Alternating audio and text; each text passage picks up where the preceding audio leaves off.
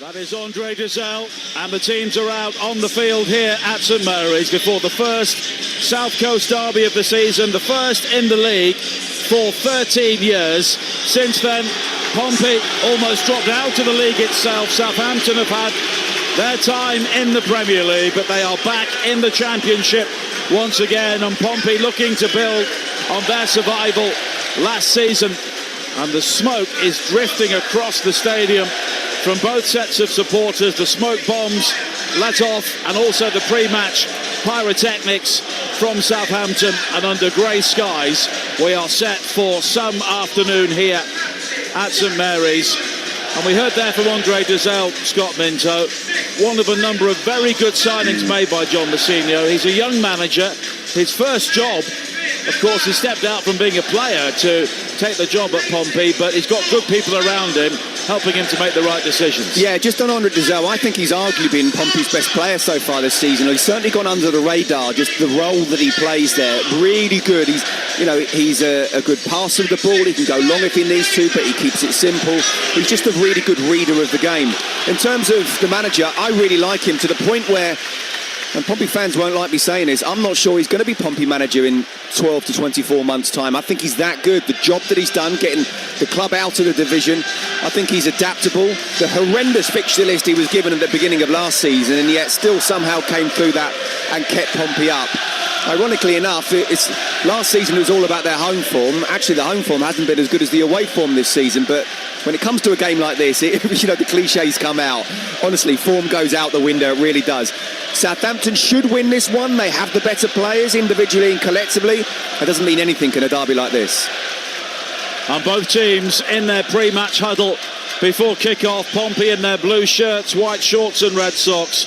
Southampton in their strip, which is a throwback to the 1976 FA Cup final winning team 50 years ago this season.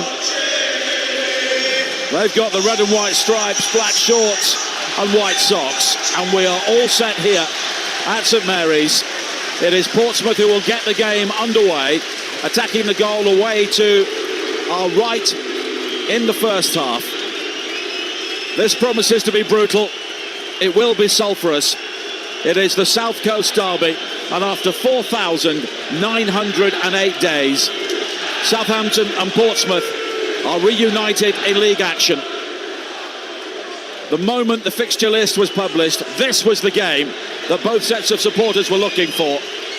And now it's here, and it's going to be a day that nobody inside this stadium will forget for some time. Matt Donoghue, our referee, it's a big day for him as well, as we were hearing. And the smoke is still drifting across the playing surface here on a grey autumnal afternoon. And it's Portsmouth who get the game underway. Live and exclusive on the home of the EFL, Talksport 2, the only national radio station to bring you the South Coast derby and all of the big games from up and down the EFL this season, as Pompey play it long downfield straight away. It's headed out of field, out of play, and it will be a throw-in which Swanson will take, and it's Will Still, the Southampton manager, who leaves his technical area to gather the ball for Portsmouth, and straight away he gets a warning from the referee. Well, he's run past John Mousinho and the fourth official, because the ball's just there and no Pompey player is trying to pick it up, so you almost get the feel that if Pompey aren't trying to time waste already, which is a bit early in the game for that, but Will's still trying to make it seem to the referee that Pompey are going to be doing that. So yeah, he wants his team to be playing at 100 miles an hour and a real high intensity. He's perhaps just a little bit over-eager there. Nicholas Schmidt clears it long downfield, looking for the captain, Bishop. Headed away, though, by Harwood Bellis. And it will be another throw-in on this near side. And this time, the fourth official, Stephen Martin, does the ball boy duties. There is a ball boy sat on this near side, under that peroxide mop, I think it is, just in front of us. But he's not moved. Swanson with the throw-in. Headed infield by Bishop. Hooked up in the air by Downs on the edge of the Saints penalty area. Quickly played forward again towards Connor Chaplin. Saints play it long downfield. Archer in pursuit, and he will step in there initially before Shaughnessy, but then he runs the ball out of play, and in front of the Pompey fans on the far side, it will be a throw-in to Portsmouth. These two clubs only 19 miles apart, but the Portsmouth supporters were all bubbled in for this game. Irrespective of where you live, you had to travel to Fratton Park this morning, pick up your match ticket, get on a coach, and they'll be dropped off there later on today. And I know for a fact there are one or two Pompey fans who live very close to St Mary's who've had to make the journey to Portsmouth. They've come back to within a stone's throw of their house, and they'll have to go back and come back again today. But that's often the way it is for days like today. Yeah, it's been done before. I think it's probably wise. Hopefully there will be no problems outside or inside the stadium, but got to be careful with security. Bishop with a cross in, 2.5 minutes played, 0-0, cleared away by Harwood Bellis at the near post, and it will be a throw in for Pompey, a couple of yards from the corner flag down their left, and they have made the better start to this game. I think territorially, definitely, but you can definitely see that they're just walking towards the ball when it goes out for a throw-in or a corner. Happened on 4 or 5 occasions now. They're just trying to slow the game down, not let Southampton and the fans really get in it early on. And the corner kick has been given in the end. Josh Murphy will take it. And one or two Southampton fans, more than one or two on the far side, are just suggesting that the ball isn't in the quadrant and something's been thrown towards Josh Murphy. A lighter or something similar, and he's gathered that and handed it to the referee, Matt Donoghue, and he will come all the way across to this near side to hand this on towards the fourth official. Well, let's hope there's not too many more idiots throwing things onto the pitch. It does look like it's a lighter of some kind. Come on, let's talk about the football. We'll spot the ball up once again. There are plenty of stewards and police in that corner of the ground. The Pompey fans are down towards the other end of the stadium. Murphy's delivery in towards that near post, and in the end it's gathered by Bazunu, the former Pompey player in the Southampton team. A number of notable players have featured for both. Peter Crouch going further back, Barry Horn, and the late Bobby Stokes, who scored the winner for Southampton in the FA Cup final 50 seasons ago. He also spent time along the south coast at Fratton Park as Harwood Bellis heads it wide to this near side. Manning, who has gone back to a full-back position today. Southampton have switched from a back three to a back four once again. Taken down by Segacic, the Australian. And now an opportunity for Chaplin to get on the ball. Segacic makes the run to the right. Chaplin continues, fires the ball in, and it was a shot, but it almost turned out to be a cross for Bishop, who lunged in, just unable to get the touch, and it's behind for a goal kick. Yeah, really good play, really direct play from Connor Chaplin there. Back wearing a Pompey shirt, just goes in between two Southampton players. He shoots on his right foot. It's not a good strike at all, but it does come towards Colby Bishop, who's lunging for the ball and can't quite get there. Certainly a dangerous attack. There's no doubt about it that Portsmouth have started better so far just in these early few minutes. 5 minutes played, 0-0 here. The South Coast derby on Talksport 2. Chaplin hooks it forward. Bishop claiming he was blocked off there as he tried to make the run down the centre, and in the end it's all the way back towards Bazunu. No free kick given. Taylor Harwood Bellis on this near side, wide towards Manning, and he was quickly closed down by Segacic. Sign from Sydney, and there's clearly a link up between Portsmouth and the Australian leagues, because they've had one or two players making that long journey from down under over the last couple of years. Manning will take the throw in on this near side. Chase for Fraser, but hooked away by Regan Paul, and it will be a throw in for Southampton midway inside the Portsmouth half. And we have two balls on the pitch at the moment, but Manning will eventually take the throw in. All the Pompey fans on their feet in their enclosure on the far side. Manning looking for movement in towards Finn Azaz, and now Archer back towards Downs. Fraser holding his width down the left hand side. Manning will now find Fraser. Archer and Azaz towards the edge of the penalty area. And it's all the way back to Harwood Bellis. It's rather lumped forward, looking for Archer. Headed away, though, by Poole. Fraser will try and keep the ball in play on this near side, but he can't do so. And Saints will have a throw-in. But they're just beginning to take an early grip on possession with 7 minutes played and no goals. And now an opportunity for Fellows, who want a header, a low cross into the penalty area. Cleared away, though, well at the near post by Poole. Just for a second there, Pompey was stretched. Yeah, and that's because Conor Ogilvie wanted to get close to Tom Fellows and just got completely under the ball, and he headed it in his path. So he took himself out the game while keeping the ball on the pitch. Tom Fellows goes down the right, takes one touch, whips it in. And there's a good touch in the end. Just making sure no Saints player could get on the end of it, but the first time, one, they're getting really dangerous inside the box, but two, they're starting to get hold of the ball, Southampton. And both Finn Azaz and Tom Fellows cost a combined £25 million between them, as Chaplin has been fouled there by Downs, and it will be a free kick for Pompey inside the centre circle.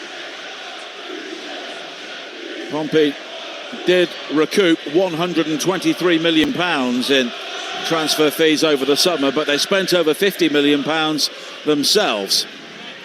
The cross into the penalty area, cleared away by Harwood Bellis at the near post, and then the shot fired back in from long range from Segicic, and it comes back off the crossbar. Goodness me, what an effort that was. And in the end, in fact, the shot was driven in by Dazelle, and it came back off the crossbar with Bazunu nowhere. Well, I just talked about how Southampton are starting to get on the ball. There's got to be better communication between Gavin Bazunu and I think it was Jack Stevens, who just stretches his leg out. The ball comes to Andre Dazelle. I talked about what a good player he is. He's not really known for his goal scoring, but he's on the edge of the box.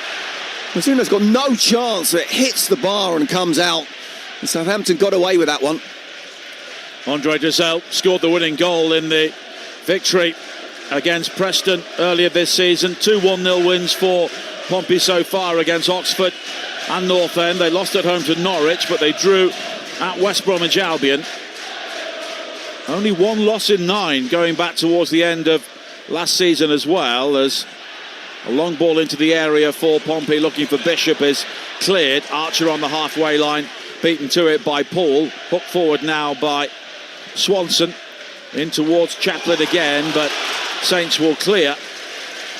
And at the moment, it's possible that Saints have rather been drawn into the game that Pompey want them to play by playing the ball long. Yeah, it's not as if Pompey are sort of really at them with a high intensity, high press at all, but they are definitely territorially getting the ball into Southampton's box and then winning the knockdowns. I think that was a perfect example where the cross came in, it was cleared out, but Dazelle was first to it. The first time shot, so unlucky that didn't just hit the bar at the underside of it and go in, but there's no doubt about it, the Pompey tactics are working at the moment. Fraser heads it forward. 10 minutes played on Talksport 2. Southampton 0, Portsmouth 0. But Pompey have had the game's best opportunity so far. And they have a throw-in now just on the halfway line, which Zach Swanson will take. Coming up over on Talksport later on, Natalie Sawyer with Game Day Live today. We saw Sam Matterface earlier on. He's got his television duties here today. Perry Groves and Mickey Gray will be alongside Natalie. All the goals as they go in from the Premier League and the WSL. Burnley against Liverpool and the Manchester Derby coming up later on. As Pompey try and build on this near side. Harwood Bellis heads away, and then Bishop is penalised for a nudge on Manning, and it will be a free kick. John Massinho having words with the fourth official, Stephen Martin, in front of us. He's been talking to him almost since kick-off. I think we've seen both managers so far trying to produce the mind games in the early moments in their different ways. Two managers, both under the age of 40, involved in their first South Coast derby, as Segicic was fouled on this near side, and it will be a free kick. It was Shea Charles who made the challenge. Swanson with a long diagonal, swirled straight out of play on the far side. Just in these type of games, especially when not exactly they're under pressure, but they haven't started the better, just keep it simple. Especially when you've got a free kick there, just Just take the ball, just pass it to the next man, get a bit more confidence that way. If you want to go long, fine, but I don't think that is Will Still's tactics. But yeah, Pompey are coming here and they're quite happy to not play ugly, but just play the basics, play the percentages, and at the moment they're looking more comfortable. But scores 0-0. Schmidt plays it wide to the far side, and Shaughnessy was quickly challenged as he tried to play the ball down the line, but Saints have it back. And now Harwood Bellis wide towards Manning, and Manning with the ball in behind again. Archer looking to get there before Paul. He couldn't do so, but he left something on Paul as he made the challenge, and it will be a throw-in on this near side. And Cameron Archer looks pumped up for this at the moment. Very good goal-scoring record in the Championship, 19 in 44 games. Of course, had various loan spells during his time with Aston Villa. Played well for Middlesbrough, amongst others. 2 goals already this season. And Saints looking to bounce back to the Premier League at the first attempt. On the second successive occasion, of course, it took time for Russell Martin to get the message across. 4 successive defeats in September 2 years ago, and things unravelled very quickly early on, but in the end they were their only losses in the opening 30 games, and they went on to win the playoffs. Segacic closed down though by Downs on this near side. Manning rather fizzed it into the feet of Fraser, who can't control, and then Segacic has been caught by Manning right in front of the technical areas, and it will be a free kick for Pompey on the halfway line. With 13 minutes played on Talksport 2, Southampton 0, Portsmouth 0. Yeah, Ryan Manning fizzed that into Ryan Fraser. And look, he's better than that, and he should have a better touch. But you can just see it's just not quite happening at the moment for Southampton. It's one of those where, look, you're not playing particularly well. Just make sure you don't concede, because you will get better in the game. You'll have a bit more confidence with the passing. Okay, I couldn't be more impressed with how Portsmouth has started so far. They've come into the Lions' den, and they're bossing it with and without the ball, really. Now Swanson coming forward. Segacic in support on the right. It's a good ball in. The clearance falling to Chapman. The shot, though, closed down by Charles on the edge of the penalty area. And more indifferent Saints defending there, almost giving Pompey the opening. Now Ogilvie coming forward down the left. High cross into the penalty area. Cleared as far as Chaplin. And now Segacic on this near side. Appeals for handball, mainly from the crowd, and nothing given. And at the moment, when Saints clear it, they're giving it straight to blue shirts on the edge of their own penalty area. Yeah, and the clearances aren't good enough, first and foremost, but then midfielders just aren't getting hold of the ball. So it's just a question of, does ball going long, or Pompey winning the second balls? Now it's swirled in by Dessau, looking for Bishop at the near post, and it's deflected high over the top, and it will be a corner kick for Portsmouth, and they are right on top here. It's a great ball in, it really is. And Josh Murphy, there was talk about perhaps Leicester would be coming in for him. Derisory offer for what he's worth, and Pompey fans are delighted that he stayed. That's what he can do, get past the full-back. A wonderful ball in with his left foot as well. And that is really good defending from Taylor Harwood Bellis, because if that goes anywhere near on target, Bazunu would have had no chance to react. Josh Murphy receives the short corner, lofts it high to the far post. Ogilvie going for it, fisted away by Bazunu, and Bazunu was fouled, and it will be a free kick for Southampton with 15 minutes played, and they really need to take a breather here, because one or two of them do seem to be wrapped up in the atmosphere. Yeah, look, you know, it's almost like Pompey have the clear heads. And by the way, there's absolutely no foul there. Bazuna's come out, he's punched the ball. He's come across a Pompey player who's just stood there. How can that be a foul? But yeah, there's no doubt about it. I mean, I say Southampton have the better players, but it's all about the occasion. You know, again, you talk about cliches, and in a way it is, but the cliches are there for a reason. Pompey are able to handle the occasion a little bit better in the first 15 minutes, and the only disappointing thing from their point of view might be that they haven't actually scored. But so far, so good for them. Now it's hooked on, and Schmidt coming way outside his goal to fight for possession on the far side. And that was an interesting challenge. Tom Fellows collided with him. Schmidt has also collided with Ogilvie. And both the goalkeeper and the fullback are lying injured at the moment. The referee has given a free kick to Portsmouth. But the goalkeeping there from Nicholas Schmidt was unorthodox, to say the least. He doesn't need to come out, Nigel. He really doesn't. You've got to let your fullback deal with it.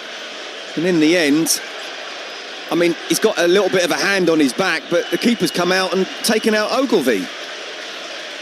Well, both Schmidt and Ogilvie are receiving treatment here. I think Ogilvie may have a real problem because he wasn't set for the contact, because you wouldn't anticipate your goalkeeper to come flying out from there. And if he was, that loud shout should be coming, but clearly didn't, because he didn't move out the way.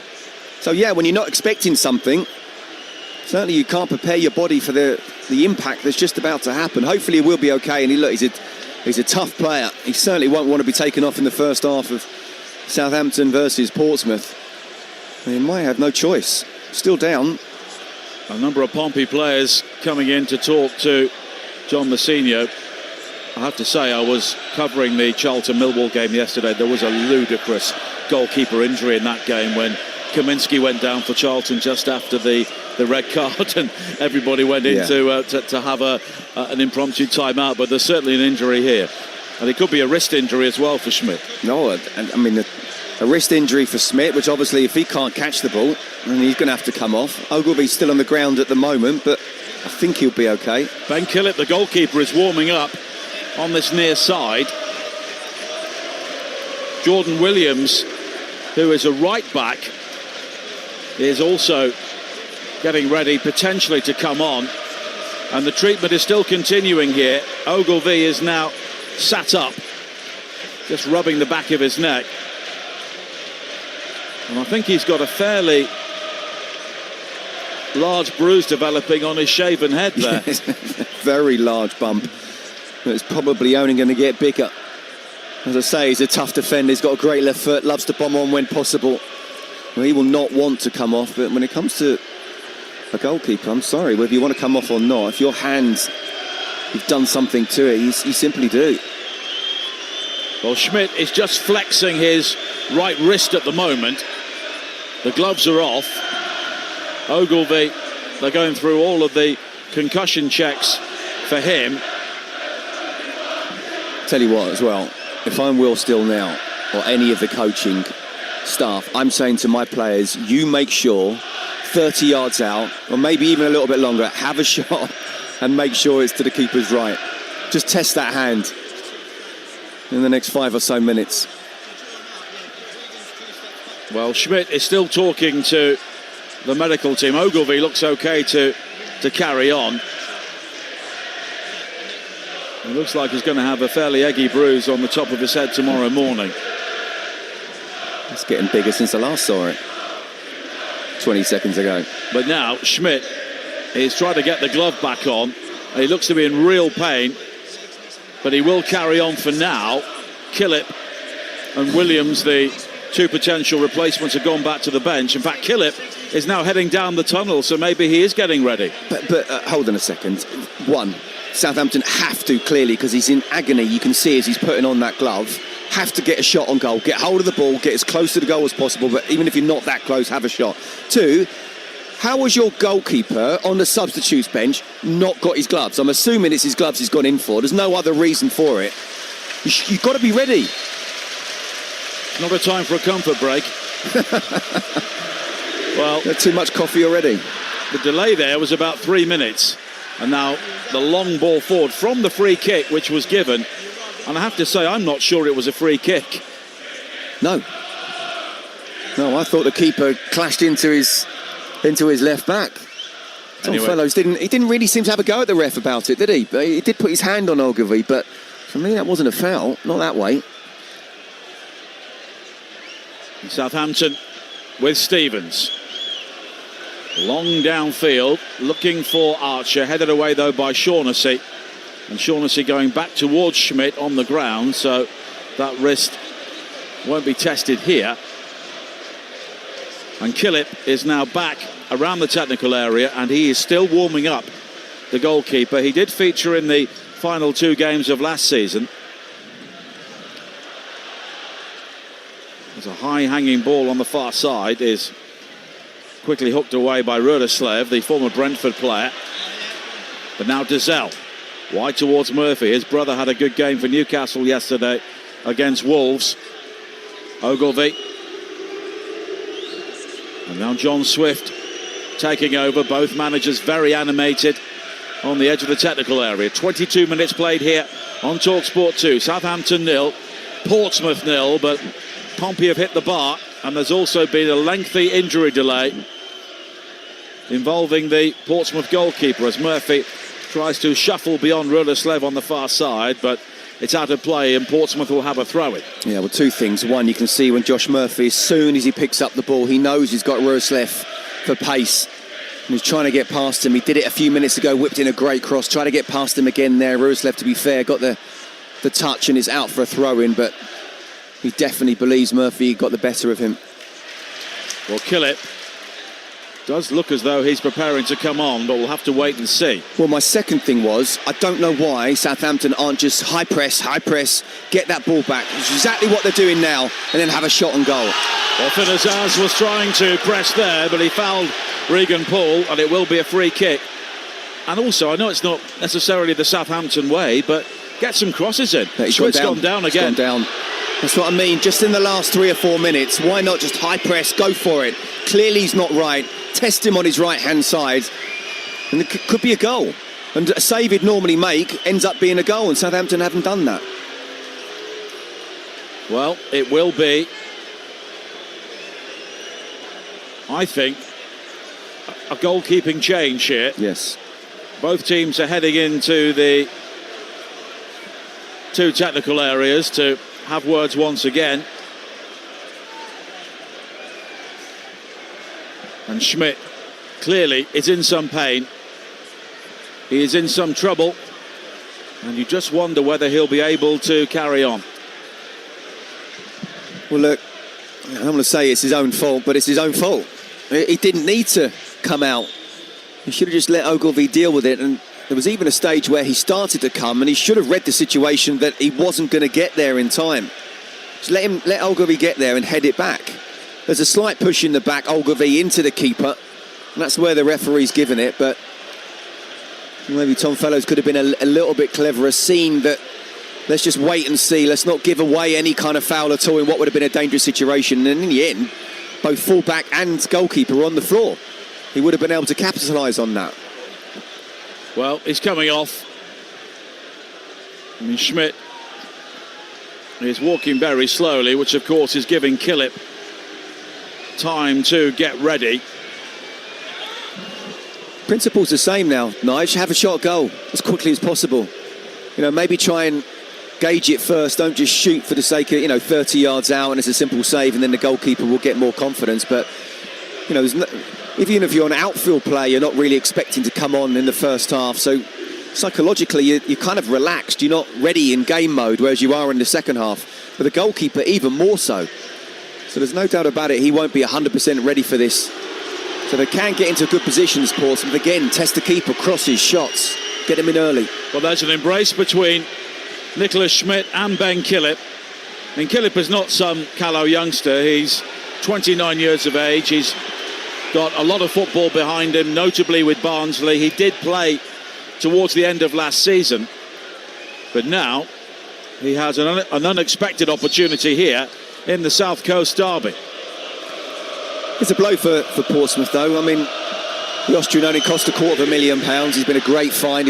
He's been a really, really good goalkeeper. In fact, there's even been chat amongst the Pompey fans and podcasts as to whether he's been the best Pompey goalkeeper since David James. And of course, they've been at different levels, so to get anyone, I played with David James, what a top keeper he was, but even just to David James used to rush out like that as well. Yes, he did. He crashed into me a couple of times. No, but you knew it. Trust me, the whole stadium would know that he was coming, and Ogilvie would have got out of the way for sure. Now Manning has the opportunity to bring it forward here and find Fraser. Fraser looking to take on Segacic, but in the end, it goes all the way back to Charles. But Saints do have a number of players forward here inside the penalty area, but again, you've got the new goalkeeper, and they're not ostensibly looking to test him.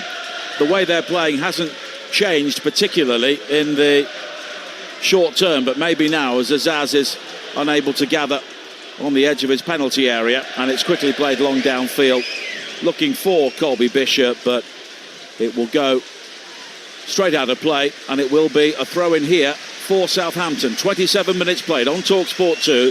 Southampton 0, Portsmouth 0. The most significant moment so far, Pompey hitting the bar through Andre Dazelle, and their goalkeeper Nicholas Schmidt taken off injured. And it's a throw-in delivered by Manning up towards the halfway line. Archer was having his shirt ripped off his back there by Regan Poole on the halfway line, and it will be a free kick for Southampton. And Stevens will transfer it wide to the far side, and Rulesled in towards Archer again, and the referee gets in the way, so that'll be a drop ball. Poor touch in the ref, wasn't it? Yeah.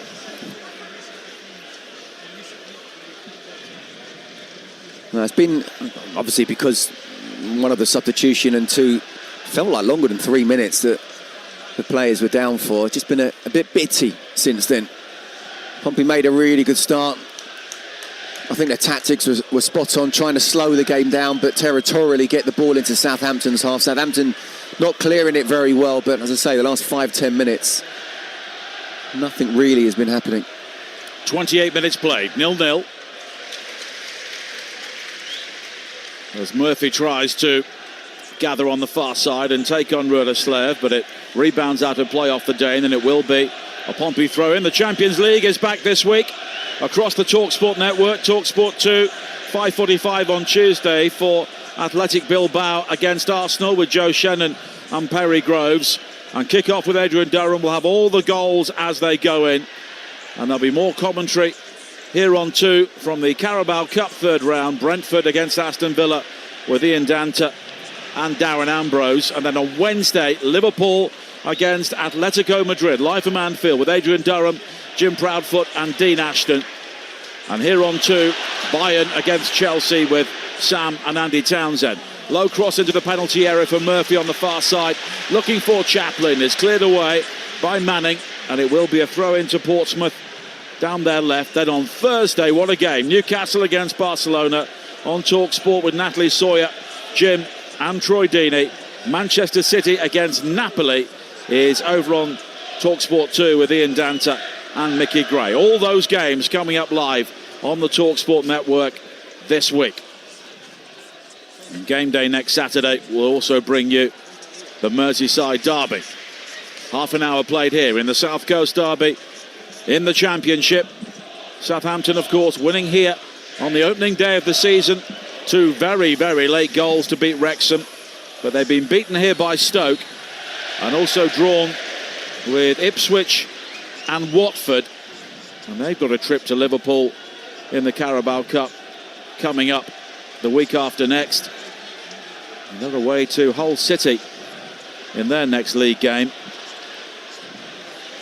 Pompey have a home game with Sheffield Wednesday. Oh, a backhander there by Downs under pressure, almost into the path of Segicic. Well, there were 3 Southampton players that went for the same ball, so obviously there was going to be a spare Pompey player, and it was lucky that went back to the keeper there. They're just giving the ball away all the time at the moment. Chaplin now down the right-hand side for Pompey, just held up by Charles, but it's infield to Swift. Wide towards Chaplin again, down the right. Jinking onto the left foot. Low cross, though, was blocked by Charles, and Pompey have a throw-in on this near side. The thing is, Pompey are pressing really well, so as much as Southampton are saying, OK, we'll play, clearly it's not to the Russell Martin style, so they've been told, right, if it's too tight, then go long, but they're going long, and they're not really giving Cameron Archer a chance with the big 2 centre-halves that Pompey have. So it's coming straight back all the time. If they are going to go long, they've just got to drop it a little bit short, so the centre-halves have to come through Cameron Archer. Not up in the air, then there's a header, and there's only going to be one winner. It's not going to be Archer. Now Manning in the left-back area, clears it long downfield, up to the halfway line. Archer again, losing out to Paul. Swift is quickly around him as well to offer support. Shaughnessy, wide to the far side, and Ogilvie. And now Murphy with a big switch from left to right. Good ball as well to find Segacic. He comes in field onto the left foot, fires in the shot into the body of Fraser. Now Swift back to the halfway line and Poole again. And Swift can open out the angle down the right-hand side and lofted into the path of Segacic again. Was he shoved over by Harwood Bellis? Not according to the referee, and it will be a goal kick. It was just about allowed, just about legal. There's no doubt about it. Pompey on top again. After what's been a very bitty sort of 10 minutes to do with the substitution and players going down, Pompey have now got control of it. Southampton just giving the ball away. They can't handle the press. And Pompey coming forward again, but Swanson's ball in field is cut out by Downs. When you look at the stats, Saints have not had a single shot of any nature so far with 33 minutes played. But now, Azaz plays it wide to Fellows on the right-hand side. He'll look to tease Ogilvie. Deep into the penalty area, drives in the cross, which is deflected off Ogilvie, and it's behind for Saints' first corner. Yeah, good defending, firstly, from Ogilvie. And it's what you want to see from Tom Fellows, just get into the box. Roslev tried to do that, help him there by going on the inside, but really just let him go, let him have that one-on-one situation. And almost the first time in the whole game since kick-off that Southampton fans are able to get behind their side. Fraser will take the Saints corner in front of the Pompey fans on the far side. And it's an outswinger, high towards Stevens, nodded away though by Swanson, and then Manning with Saints' first shot on goal, but it's way over the top. Well, look, I don't want to give him too much stick. You mentioned that Wrexham game. I was here for that one where he came on and made the difference. He made an assist, but the goal that he scored from 30 yards out, the free kick, was absolutely sensational. Although that was kind of bouncing away from him. He almost had to be a contortionist to try and wrap his foot around it. But we do know he's got a great left foot. But at least Southampton, from their point of view, are spending a bit of time in Pompey's half and even having a shot, even if it's not on target. In the WSL, Aston Villa 0, Chelsea 1. Aggie Beaver-Jones with the first goal at Villa Park. And at Hayes Lane, the home of Bromley, London City Lionesses are 2-0 down to Manchester United. A Maya Letizier penalty, and Jade Riviere has just scored the second. 0-0 here with 34 minutes played on Talksport 2. And at the moment, Pompey have been the better side, but they're yet to score. And Finn Azaz, one of the big signings from Middlesbrough, just running the ball out of play. And I remember seeing him on loan down in League Two a couple of years ago, and you thought, blimey, if he develops, he'll be a hell of a player. And maybe at the age of 24, this is still part of his development. Yeah, absolutely. Boy, is he developing. As I say, the only Championship player of the last 2 seasons to have scored and assisted 10-plus goals of each department. I think he'd be a really good signing, but he's not able to get on the ball in this particular match. Murphy looking to take on Roloslev for pace, but Roloslev was clever there, just put his body across and bumped him off and won the ball. And now Azaz will try and bring it forward, but it's quickly won back by Dazelle, who goes all the way back towards Ben Killip, the stand-in Pompey goalkeeper, replacing the injured Nicholas Schmidt, following a rather rash headlong dash from his goal. And the Austrian picked up an injury after colliding with his own player, Conor Ogilvie. Now Paul. High ball over the top. Bishop flicks on, looking for Murphy. Murphy gathers, comes in field, and it may deflect into the penalty area. Harwood Bellis taking no chances to hammer the ball away, and it will be a throw-in on halfway for Pompey. Yeah, but you know what I don't like, Nigel? When that ball's coming in, it's a 50-yard diagonal ball. And we've got an idiot on the pitch here who is heading towards the Pompey fans, and that is the last of the football he will see today, Absolutely. as he's swooped on by a combination of stewards and police officers. Well, that's a waste of money. Well, idiot. So let's not even spend any more time talking about him. Yeah, I just that crossfield 50-yard ball. The centre half's got so much time to make that challenge, and it was Jack Stevens who just dropped off Colby Bishop and then was able to get the flick on. That's not what I want my centre halves to do. You know, if you're not going to win the ball, that's one thing, because then the fullback and the other centre half should just come in behind and tuck round and say, well, what if he loses the ball? But I want my centre half to be getting through the centre forward, not dropping off and giving him a free header. Throw in for Pompey, which Conor Ogilvie will take, one of the players who has been on the journey through the lower leagues, formerly with Gillingham, and earned the right to play in the Championship with Pompey. Shaughnessy quickly heading forward, but Murphy beaten to it by Rudderslev on the far side. And it's clipped in field by Fellows, but it's a dangerous ball, played blind, and it's gathered by Swanson. And now Swift in the centre circle, plays a good ball wide to Segicic. He comes in field again, onto the left foot, down the right-hand side. Swift again. And Segicic is occupying pockets of space, but he is rather compressing the play when he makes that move in field. Now Murphy with a high diagonal ball into the penalty area, which is claimed unchallenged by Bazunu. Well, Southampton, I mean, Will still must be thinking, my goodness me, the tactics not working at all. But if they're not working, you need to have a plan B. You need to do something a little bit different. You keep on doing the same thing, you get the same results. Midfielder's not showing well enough. Then it's just a long ball up to Cameron Archer, and that's too long. But the two central defenders, big central defenders, and Pompey just winning the ball back, and Pompey getting to the knockdowns first. Coming up during half-time, we'll be looking into the speculation surrounding Ruben Sellers. 5 defeats in a row in the Championship for the new Sheffield United manager, and there was some talk he could be leaving Bramall Lane very soon, and Chris Wilder is said to be open to a return, which would make you wonder why they sacked him in the first place. Well, might be the best thing for him and the club as well, to at least let the owners do what they want. See, it hasn't worked. Okay, Chris. And knowing Chris like I do, he'll say, well, okay, we've got to do it my way. But of course, a group of players have been signed towards the end of the transfer window, and Chris Wilder will have to work with them, and of course, more importantly perhaps, they'll have to work with him.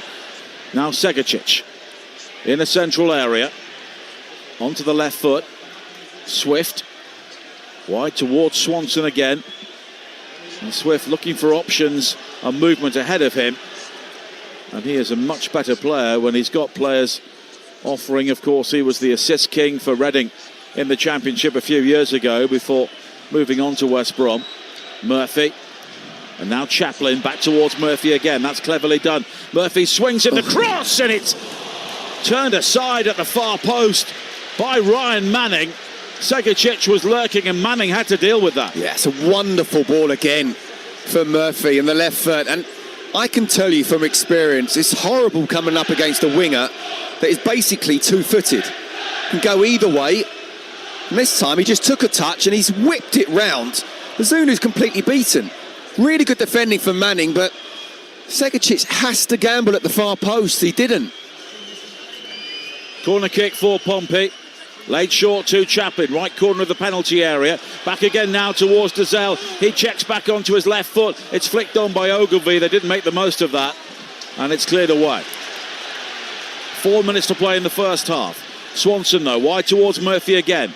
On the left-hand side, Azaz will challenge him. Murphy with the cross. Rudderslev heads back towards his own goal. Bazunu comes through the crowd to punch away. Dazelle tries to head it square for Ogilvie. Swift then wins it back ahead of Archer. It's all very scrappy. The referee choosing not to give a free kick initially, but then he does for the challenge on Shea Charles. Well, I tell you what, Will still must be thinking we just need to get into half-time at 0-0. I mean, what we've got 3.5 minutes, there's got to be another 5 or 6, surely, added on. This has been all Portsmouth in the first half. Been so impressed by them. Again, both with and without the ball, their pressing is so good. Southampton giving the ball away. It looks so dangerous, both out wide and even down the middle as well. Very disappointing, I said it earlier. When you're on top, especially against a team like Southampton, have to try and score when you are the better team. Fellows having his shirt pulled there by Ogilvie on the far side. The Saints right, and it will be a free kick, and Fellows has only really had one opportunity to take on Ogilvie so far. It went beyond him and delivered across, but Saints have not really functioned as an attacking force at all. And Fraser hasn't had, I don't remember one time him going at his fullback, Swanson. And again, it's another ball that's high up to Archer. I mean, give him a little bit of a chance. If you're going to try and play it up to him, and it's a long ball, drop it short. So the centre-half has to come through the centre-forward. He's strong enough to be able to handle and hold off these Pompey defenders if the ball's on the ground, but not when the ball's in the air. Ebony Salmon has equalised for Aston Villa against Chelsea at Villa Park in the WSL. Manchester United still 2 up at London City Lionesses, and it's 0-0 between Leicester and Liverpool. Everton against Spurs kicks off at 2 o'clock. Killip, who has had pretty much nothing to do since coming on to replace the injured Nicholas Schmidt. And now Murphy again delivering another cross into the penalty area, and Bishop on the volley sends it wide, and he knows it was a great chance because Stevens just in front of him missed the cross, and Bishop unmarked 8 yards out failed to hit the target. Again, it's another vicious ball coming in for Murphy. And I think Stevens has just got a touch on it, which meant that the ball's gone towards Bishop there. And he's just held out, and I don't think he's expected it. Perhaps would have been better to take a touch. Now Fraser. He was caught by Swanson, but is quickly back to his feet to deliver a cross in. Fellows challenging at the far post, but the ball rather loops off the top of his head, and then Ogilvie was fouled by Archer, and it will be a free kick for Pompey. And we have a minute of normal time to play in the first half, but there will be extras for the injury to Nicholas Schmidt, the Pompey goalkeeper, and there's going to be a yellow card here shown to Zach Swanson for that earlier challenge on Fraser. Although credit to Fraser, he was quickly back to his feet looking to get on with things. Yeah, absolutely. Credit to the referee for allowing it to play on. I mean, he rightly should have done. That's because Ryan Fraser did get up very quickly. When I was actually thinking maybe he should have gone down and let his fullback have a yellow card and then have a set piece. But the fact he's got a yellow card anyway, you know, when he gets the ball, it's not happened enough. But when should know now that you can have the pace of him. But give me the ball. If I'm Ryan Fraser, I'm saying that every single time. Give me the ball, then go away. Let me have a one-on-one every single time. Especially now he's on a yellow card. 7 added minutes at the end of the first half here. Pompey with 60% of the possession and 7 shots on goal.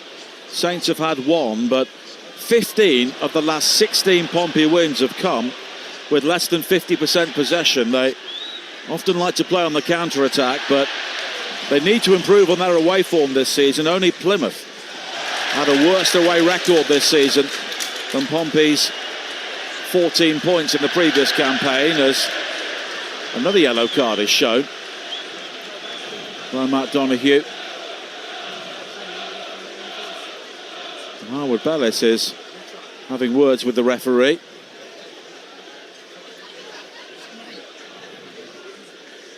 The Saints initially got a free kick, and then it was a shove by Harwood Bellis trying to get hold of the ball, which was all rather unnecessary to put himself on a yellow card. Yeah, especially when you've just won the free kick. Now your centre-half who's been under pressure in the first half. Again, one mistake, one rash tackle, one lunge, and you don't win the ball and you're off.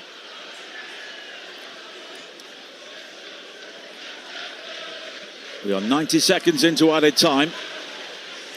And it's 0-0 here in the South Coast derby, but Pompey have been much the better side John Mousinho applauds beneath us as Murphy tries to break again down the left, but the challenge comes in by Rulislev.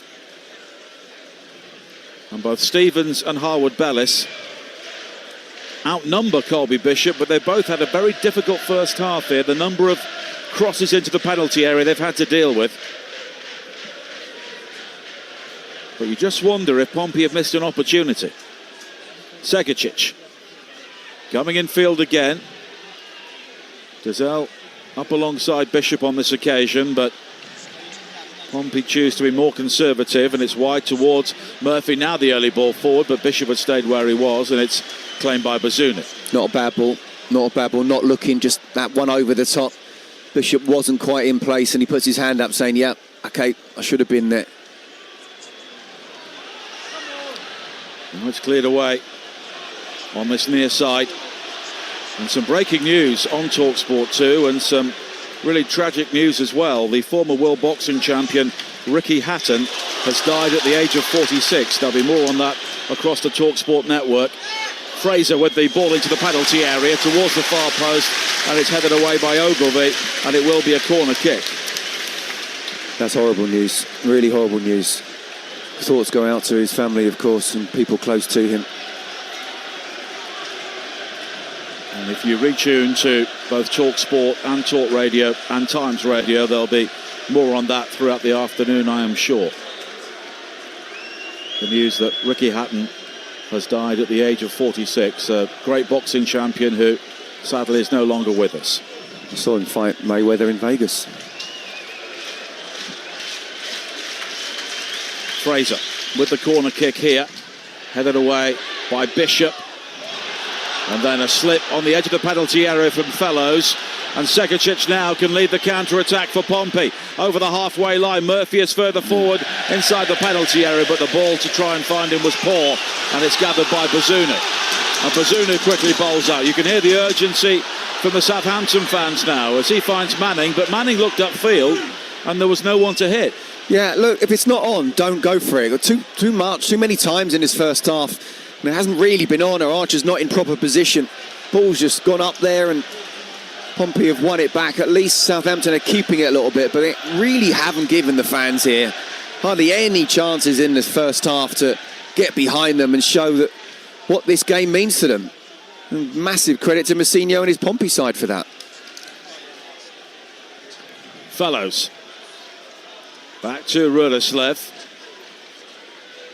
And now Bazunu.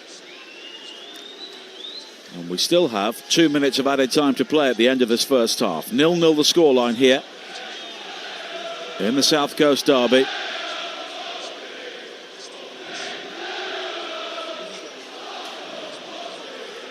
And Bazunu, who has been the busier goalkeeper, he's had more to do than both of the Pompey goalkeepers put together. Now Charles. Wide to this near side.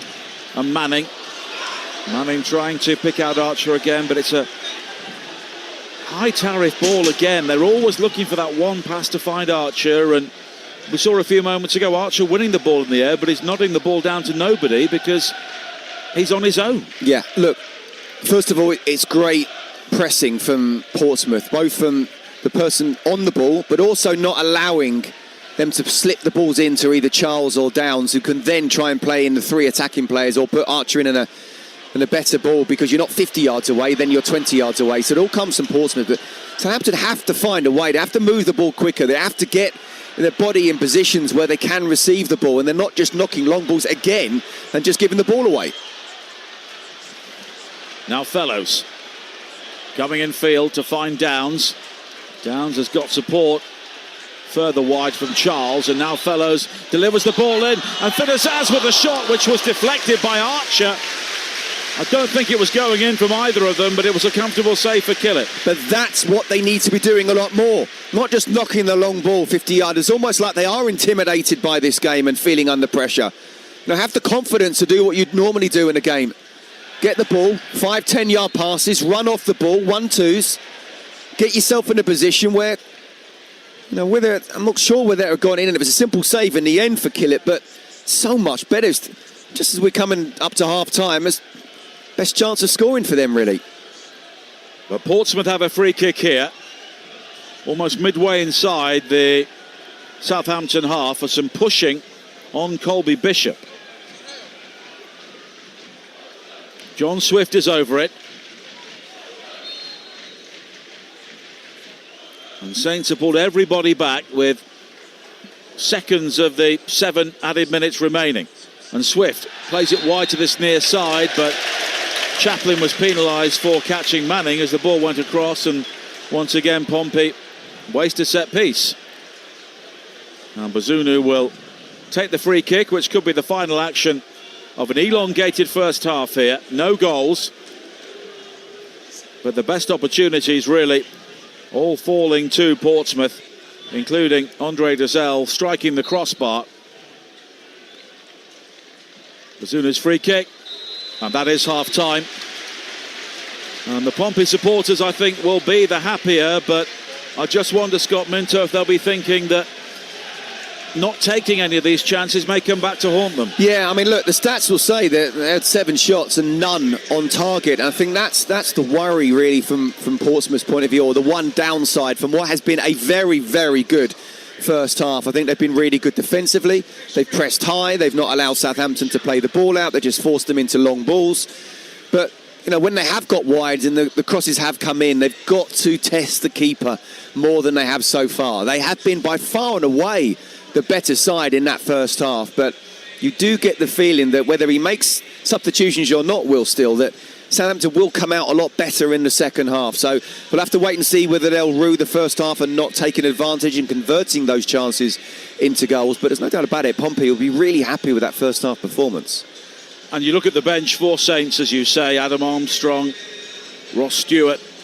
They've got the potential firepower to maybe give Cameron Archer some support, because I suspect if you look at his heat map and number of touches, it's going to be fairly meagre, but that's not his fault. No, it's not at all. He hasn't been given any quality ball up at all, you know. And there's Leo Cienza and Jay Robinson, you know, so there's definitely options in different parts of the pitch for Will Steele. And do you know what, I think they've been that bad that I would make substitutions now. Sometimes you just think, well, why am I waiting? What you know, that's not been good enough. This is for Southampton as much as Portsmouth. This is the biggest game of the season. Obviously, there's a bigger picture here for Southampton. They're trying to get back up to the Premier League. For Portsmouth, it's not about that. It's survival, or can we make sure we don't, you know, flirt with the relegation and try and get as close to mid-table and maybe even the bottom bit of that top half of the table.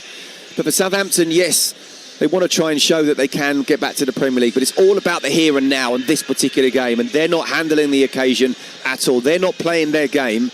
Portsmouth are. Well, Matt Letizia just having a photo with a young Southampton fan in front of us. Has he got his boots? Well, he never ran around much anyway when I played against him. They need some creativity, because they've got players in there like Fellows and Azaz, but they're never getting the ball. No. And that's the thing. That's where it starts from. Again, I sort of want to give compliments to Pompey in the way that they press so well. They've not allowed time on the ball for the 2 central defenders, who were very good on the ball, actually. But, you know, they've sort of just been knocking it long because it hasn't given the time. The midfielders aren't allowed or getting themselves into positions where they can receive the ball and then put in those forward 3 attacking players and Cameron Archer as well. So, look, you know, you might turn around and say, well, Frazier, Zaz and Fellows haven't really got in the game, but they haven't been allowed to get into the game. They haven't been given the ball to get into the game. So I definitely think there's a lot of issues there for Will Steele to sort out. That first half, quite simply, was not good enough, and they got away with it, really. And considering how Portsmouth were at the start of last season, you mentioned what the targets may be, you know, survival or trying to build on what they did last season. They certainly seem capable of doing that.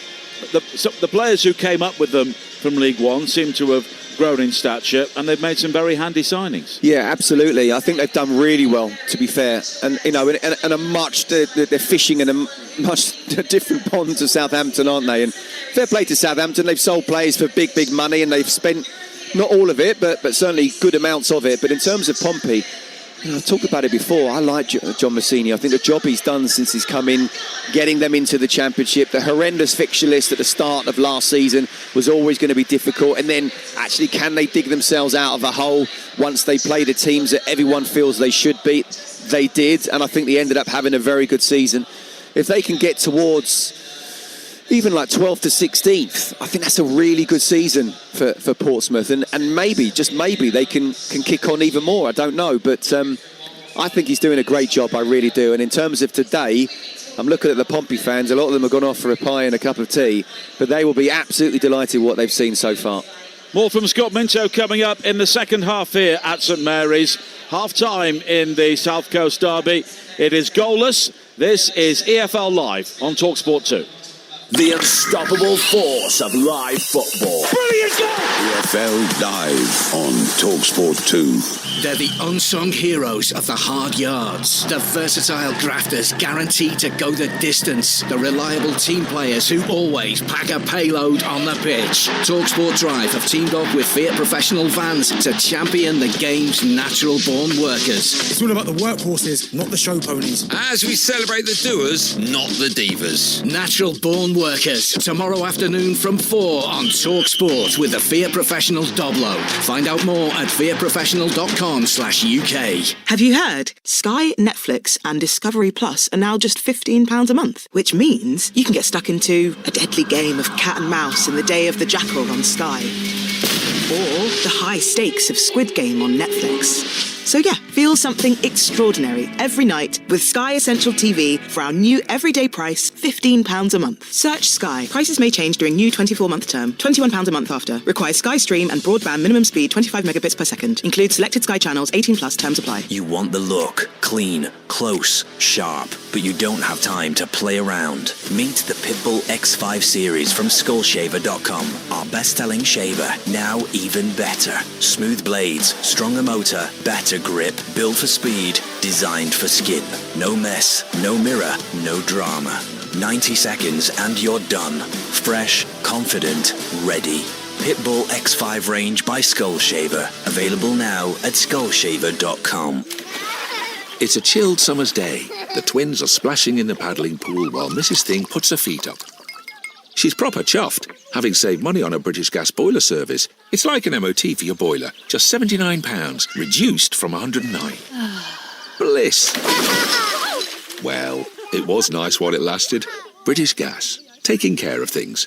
Visit britishgas.co.uk to learn more and see full T's and C's. Sale ends 9th of September 2025. Offer available to new boiler service contract customers. Darts confidence doesn't just come from hours of practice. It also comes from trust. Trust in your throw, trust in your brand choice. Harrow's darts are trusted by some of the best players in the world, including Damon the Heat Hetter, Dave Chisnell, Ryan Searle and Luke Woodhouse. Harrow's take that trust seriously, designing and crafting darts right here in England since 1973 to give you confidence in every throw. Get 10% off your next order at harrowsdarts.com with the code DARTS10. Harrow's Darts. Aim with confidence. Play with style. It's a Thursday night doubleheader of full-on Champions League football. No-nonsense Newcastle face Barcelona on Talksport, while Madrid Manchester City take on Napoli on Talksport 2. Pre-match anticipation from 7, kick-off from 8. Thursday night Champions League football on Talksport and Talksport 2. Feel the power and the glory. It's goal time. And he scored. It's a brilliant goal. Fired up and raring to go. EFL Live on Talksport 2.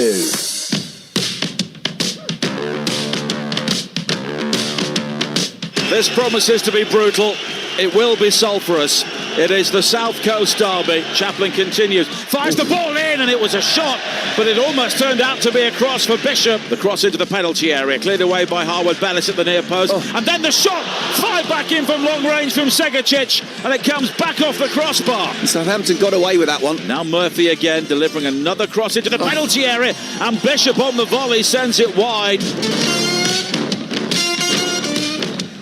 So 0-0 at half-time here at St Mary's in the South Coast Derby on Talksport 2.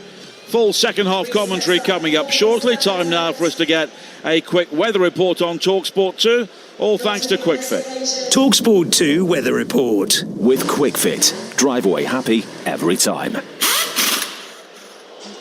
And here at St Mary's on the South Coast, Southampton against Portsmouth.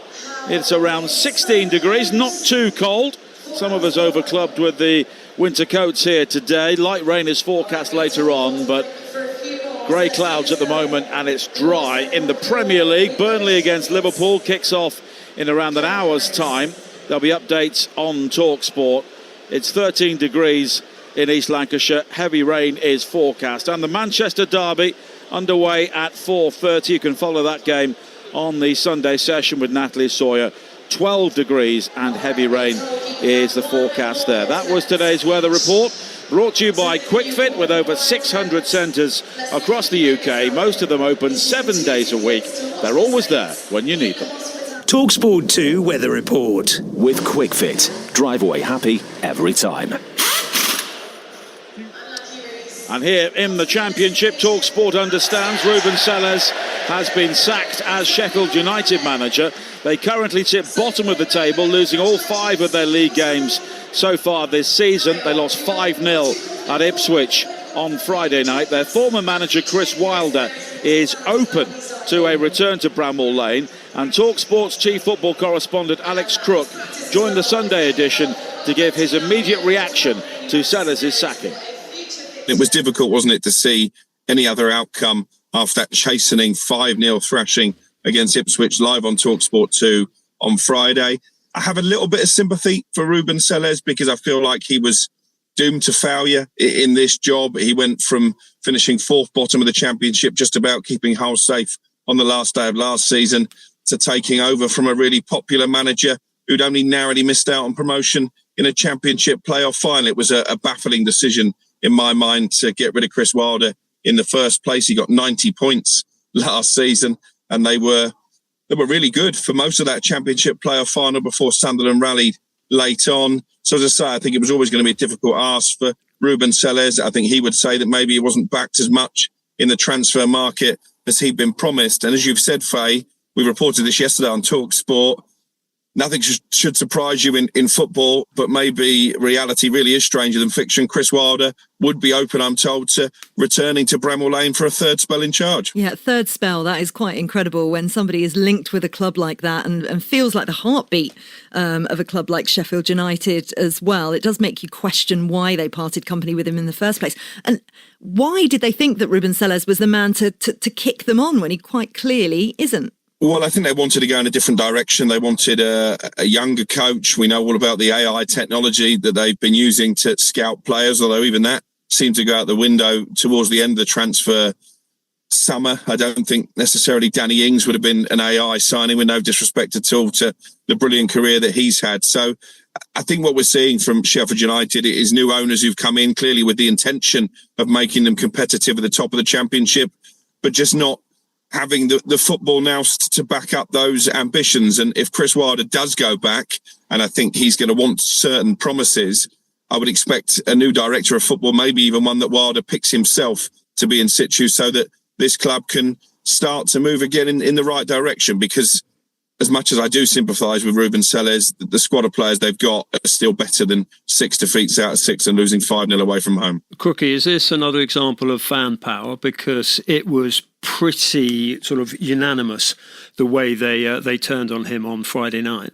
Yeah, and again, I think he's been battling against a lot of the Sheffield United fans since his appointment, because many of them did not want Chris Wilder to go. And maybe not just the fans, Henry, you know what football dressing rooms are like. I think there's a lot of people in that dressing room who probably were loyal to Chris Wilder. They probably felt he was harshly treated, and therefore Ruben Sellés would have had a job getting them on side as well. So as I say, if you put all these elements together, it was a really difficult job. And he does pick difficult jobs, Ruben Sellés. He went in at Southampton after Nathan Jones when they were pretty much already doomed to relegation. Obviously, he was firefighting at Reading when there was a distinct possibility the club might go out of business completely, and did a decent job there. He went to Hull. That's not an easy football club to run either. And then he's decided to replace a very popular figure at Sheffield United. So you can't question that he's got the stomach for a fight, but unfortunately this is a fight that he didn't win. Alex Crook in conversation with Faye Carruthers and Henry Winter on Sunday edition over on Talksport. The news that Ruben Sellés looks to be on his way out of Sheffield United, and Chris Wilder could be on his way back in yet again. And just to reiterate the tragic news we brought you earlier during the first half, the former world boxing champion Ricky Hatton has died at the age of 46. Police said a 46-year-old man was found dead this morning at his home in Hyde in Tameside, Greater Manchester. His death is not being treated as suspicious, and there have been tributes paid already to Ricky Hatton. Amir Khan has said, Ricky, thank you for everything, your fights, your moments, your glory and your grit. You'll always have a place in the ring of our memories. And Tyson Fury, another former world champion, has said, R.I.P. to the legend Ricky Hatton. There will only ever be one Ricky Hatton. Can't believe this, so young.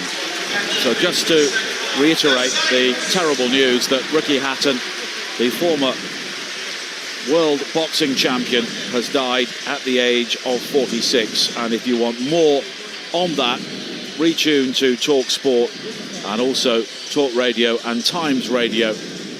Part of the Talksport network will have more on that news as we get it later on today. Southampton already out for the second half here at St Mary's. Portsmouth now joining them. And at the moment, first look, Scott Minto, there don't appear to be any changes, but the fourth official does have the board primed. And I do think Conor Ogilvie may not be able to continue. He has not re-emerged. And Jordan Williams, who was warming up in the first half, will come on. A right back will play as the left back for Portsmouth. Yeah, obviously not ideal. I think with Ogilvie going down early in that first half, where Schmidt himself had to go off the back of that.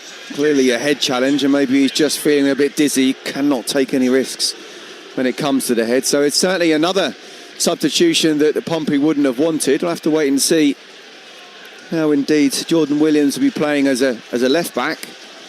It's another opportunity for Southampton to take advantage of, but they certainly didn't take advantage of anything in the first half. So that clash between Nicholas Schmidt and Conor Ogilvie has led to both of them ultimately going off by half-time in this game, as Southampton get the second half underway here under grey skies at St Mary's, live on Talksport 2. Their team is Bazunu in goal. The back four, Rudoslev, Stevens, Harwood-Bellis and Manning. Charles holding in midfield along with Downs, with Fraser, Azaz and Fellows in support of Archer in attack. The Pompey team now, after those changes, is Killip in goal, Swanson, Shaughnessy, Poole and Williams are now the back four.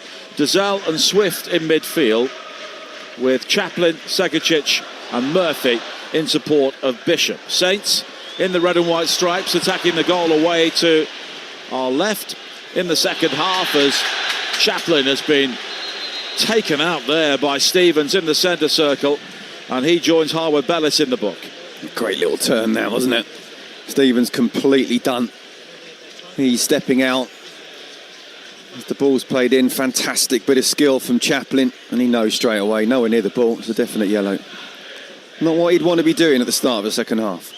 No, both of the central defenders now for Southampton will be managing those yellow cards, and that's always a risk, as Killip, wearing all yellow, defending the Pompey goal away to our right, clears downfield. Bishop heads it down towards Murphy, quickly on towards Williams inside the penalty area, and the cross in is headed away by Manning, who had to make that with Chaplin ready to pull the trigger. Did really well. There were two Pompey players at the far post, but Manning made sure, read the situation, he got there first.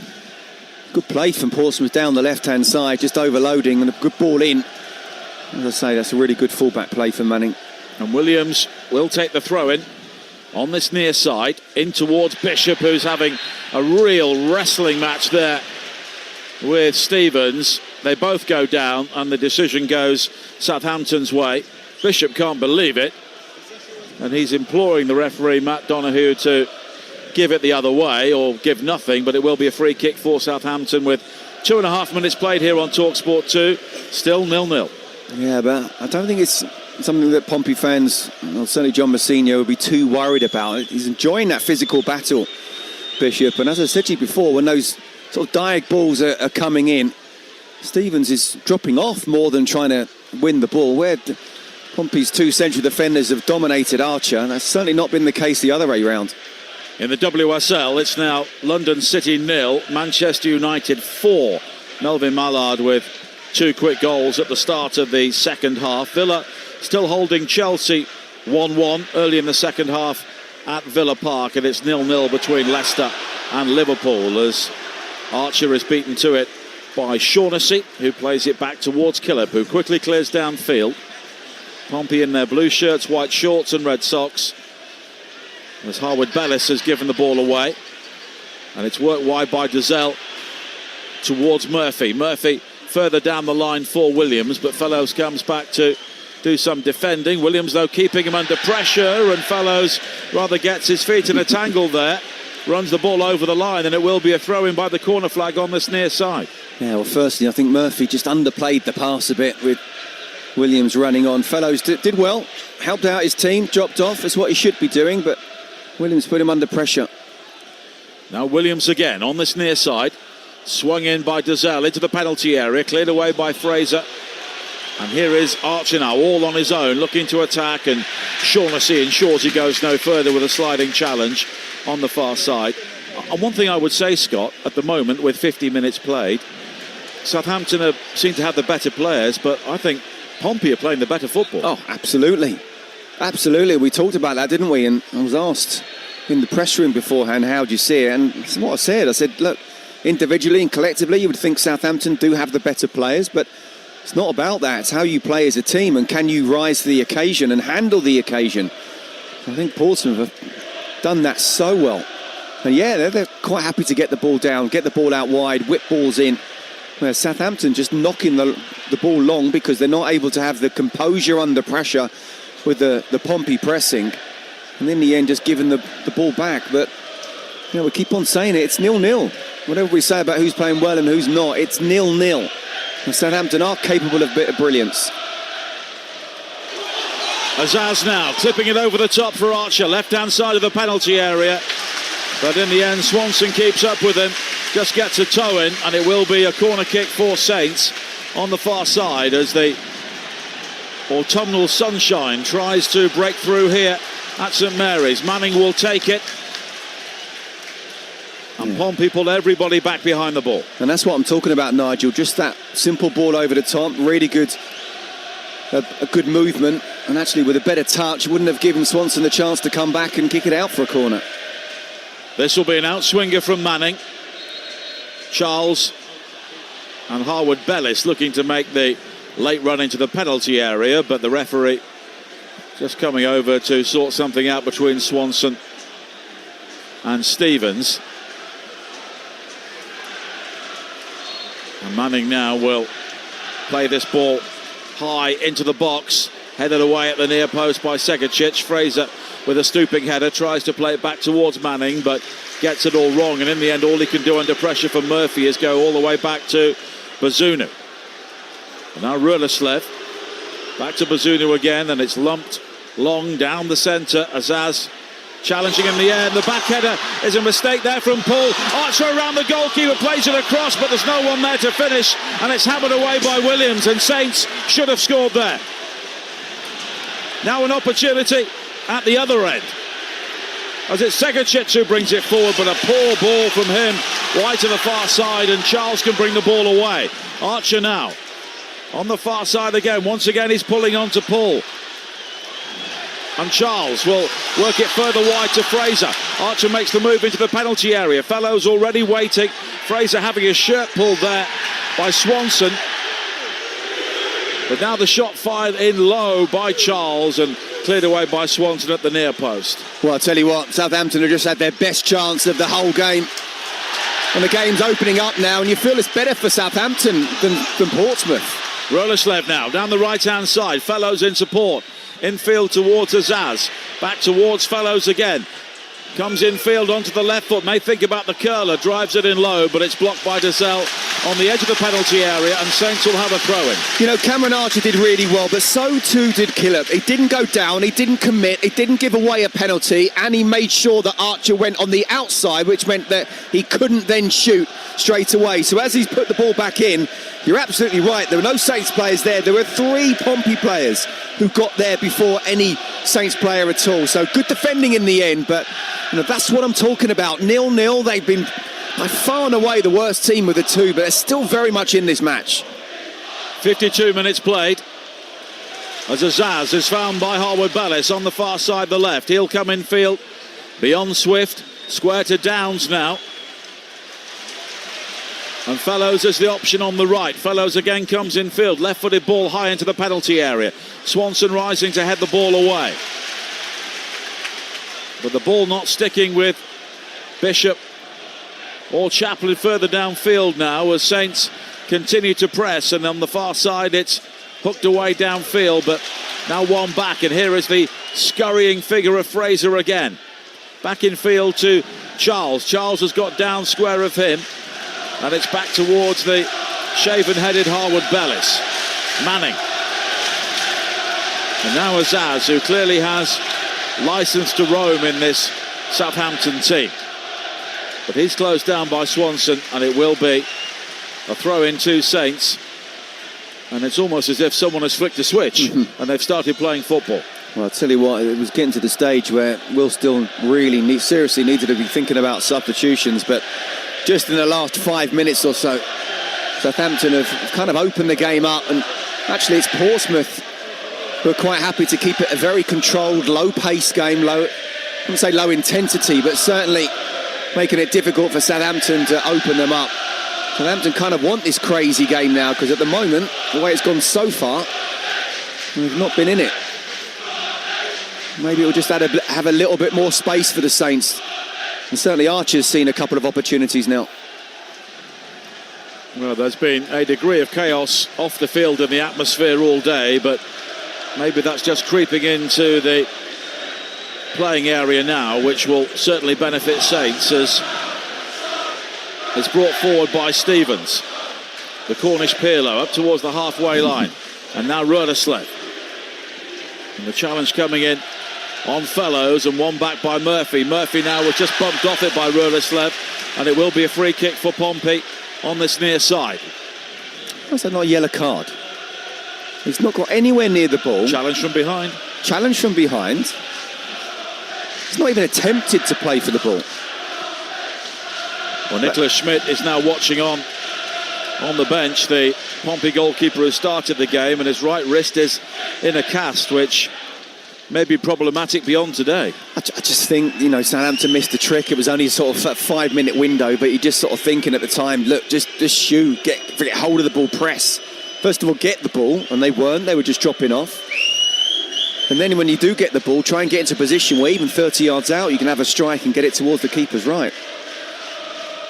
Now Pompey with an opportunity. It's driven low into the penalty area. Spins out as far as Murphy. On the left-hand side now. Murphy with a low ball in. It's blocked by Fellows, and it will be a throw-in. Yeah, Pompey there had so many bodies in the area. They did, and it was poor defending on Southampton. But just because they had an amount of numbers in there, they managed to get away with that one. I mean, look, this game may well end 0-0, but still it could go either way. I genuinely mean that. Southampton wouldn't deserve to win it the way they've played up until now, but I've already seen them create a chance with Cameron Archer. Portsmouth need to actually start testing Bazuna. I don't think they've done that enough. They've defended really well, they've pressed really well, they've attacked well when they've got the ball out wide, but they actually haven't tested the keeper enough. And you've got two centre-halves on yellow cards, so yes, get down the sides. Absolutely. Well, Saints have a throw-in, level the edge of the Pompey penalty area, down the left. Manning takes it, now gets it back in towards Azaz. Lay back to Downs, it's all very tight. Archer, though, does well to hook it on towards Azaz in the left wing position, looking to tease Swift. The cross in took a deflection, headed away by Shaughnessy, and he was being fouled as he cleared, and it will be a free kick. 57 minutes played here on Talksport 2.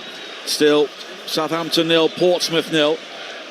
Game Day Live with Natalie Sawyer will be underway in 10 minutes time over on Talksport, joined by Perry Groves and Mickey Gray with all the goals as they go in from the Premier League and the WSL. Burnley-Liverpool underway at 2 and the Manchester Derby at 4:30 as Murphy hooks it into the area.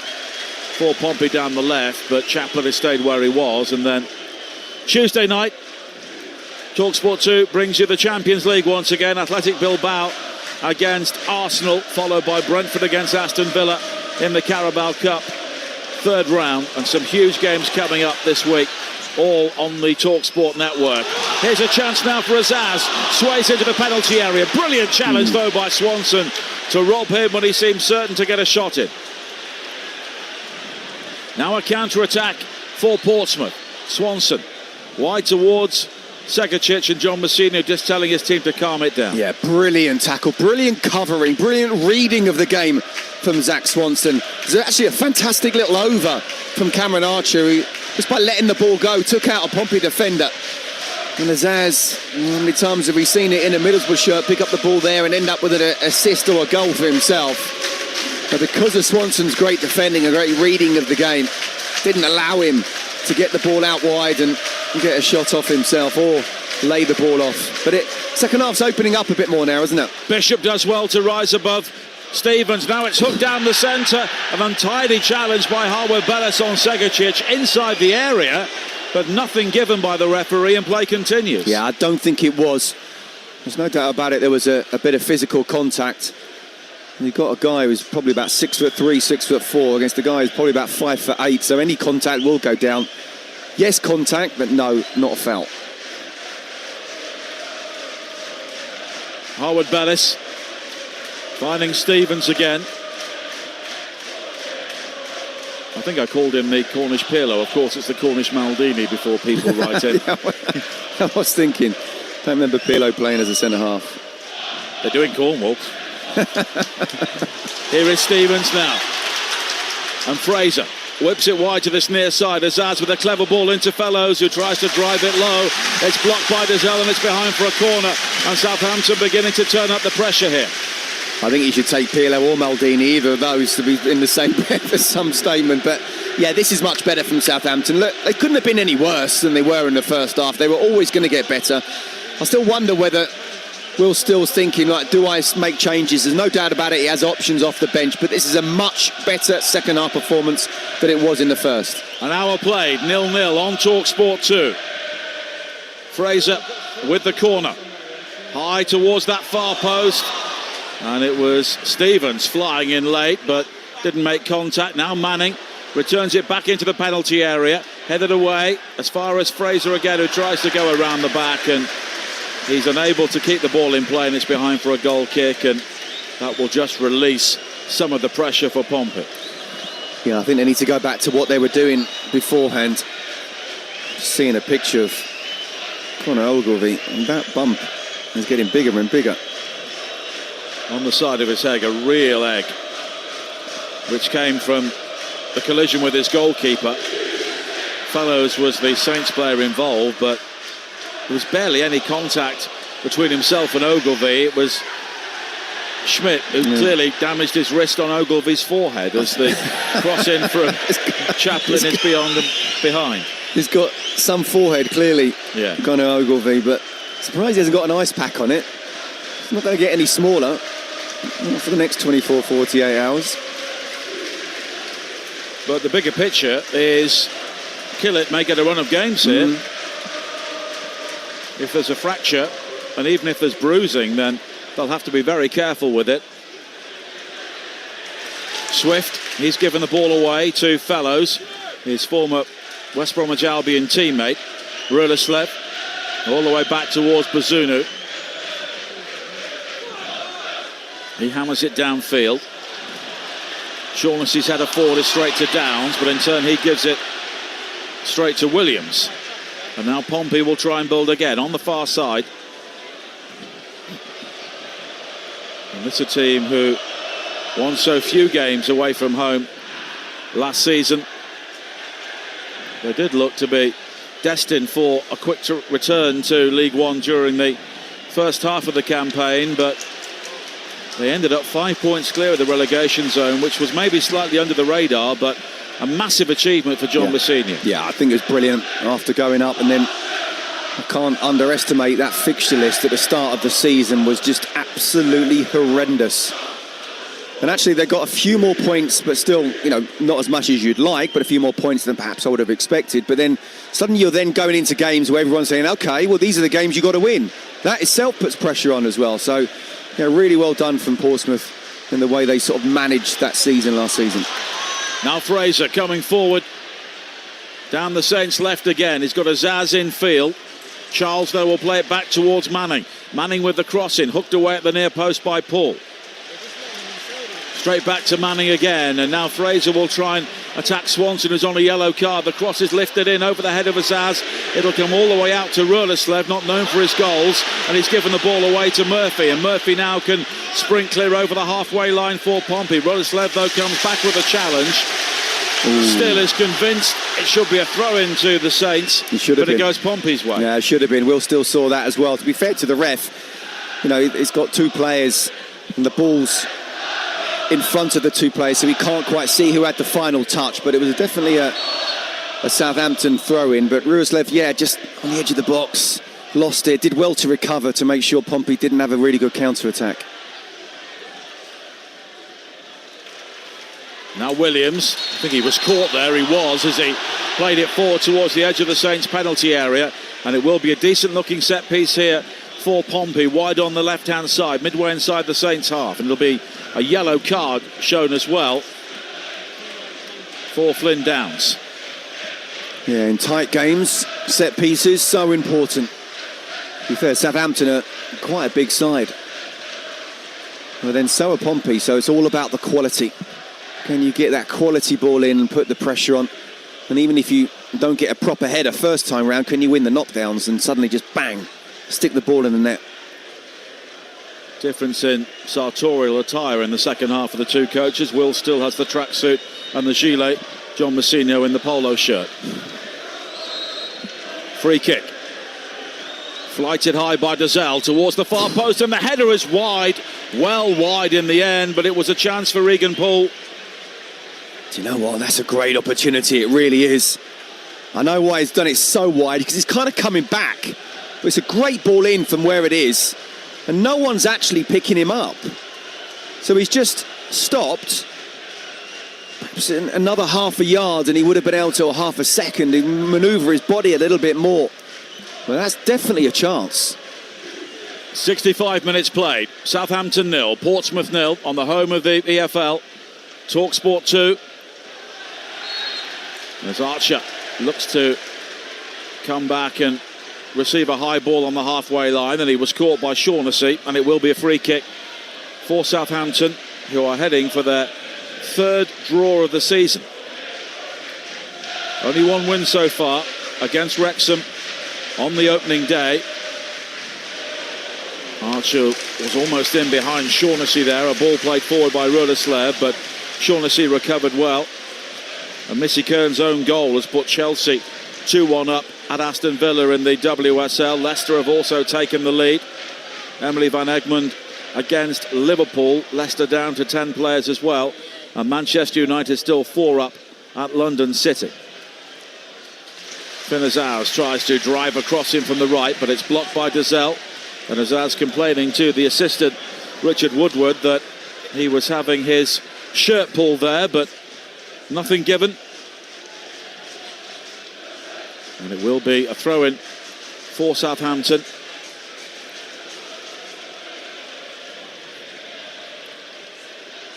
And it'll be taken by Ruleslev and then swirled in by Fellows towards Fraser at the far post, and it's then cleared quickly, but Fraser has it back again, and Charles slipped into the penalty area but hammered to safety. Long downfield by Regan Poole. Yeah, second half it's definitely been all Southampton, 74% possession. Not had a shot on target though, but neither have Pompey. The long ball played forward again by Saints, straight into the arms of Killip, and they'll be very happy with that. Yeah, so both sets of fans, or certainly the Pompey fans, but even Southampton fans in the second half can say it's not through lack of effort. There's just been that quality in the final third that we haven't seen. Even with Portsmouth, as good as they were in the first half, they didn't test Bazunu enough.